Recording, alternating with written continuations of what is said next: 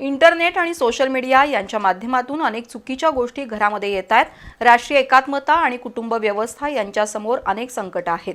भविष्यातील आव्हानांना तोंड देण्यासाठी समाजाने सिद्ध राहावं असं आवाहन राष्ट्रीय स्वयंसेवक संघाचे अखिल भारतीय कार्यकारिणी सदस्य सुहास हिरेमठ यांनी केलं।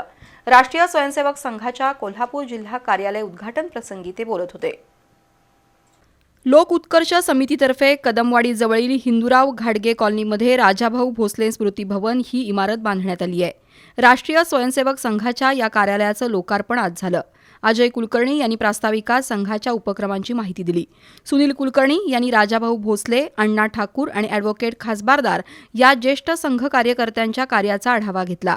राष्ट्रीय स्वयंसेवक संघाचं काम अत्यंत प्रतिकूल परिस्थितीमध्ये उभं राहिलं। हा काळ समाजासाठीही प्रतिकूल होता। भविष्यातील आव्हानं देखील मोठी आहेत। इंटरनेट आणि सोशल मीडिया यातून अनेक चुकीच्या गोष्टी घरामध्ये येत आहेत। अशा काळामध्ये संस्कारक्षम पिढी घडवणं गरजेचं आहे असं आवाहन सुहास हिरेमठ यांनी केलं। राष्ट्रीय स्वयंसेवक संघ हे काम गेली 100 वर्ष करत आहे। स्वयंसेवक आपल्या परीनं हे करतीलच, मात्र समाजालाही आता सिद्ध व्हावं लागेल असंही हिरेमठ यांनी नमूद केलं। आज दिवसभरात विविध क्षेत्रातील मान्यवरांनी संघ कार्यालयाला भेट दिली। त्यामध्ये उच्च आणि तंत्र शिक्षण मंत्री चंद्रकांतदादा पाटील, चॅनल बीचे व्यवस्थापकीय संचालक पृथ्वीराज महाडिक, माजी नगरसेवक सत्यजित कदम, विजय सूर्यवंशी, राहुल चिकोडे, अमोल पालोजी यांच्यासह विविध मान्यवरांचा समावेश होता।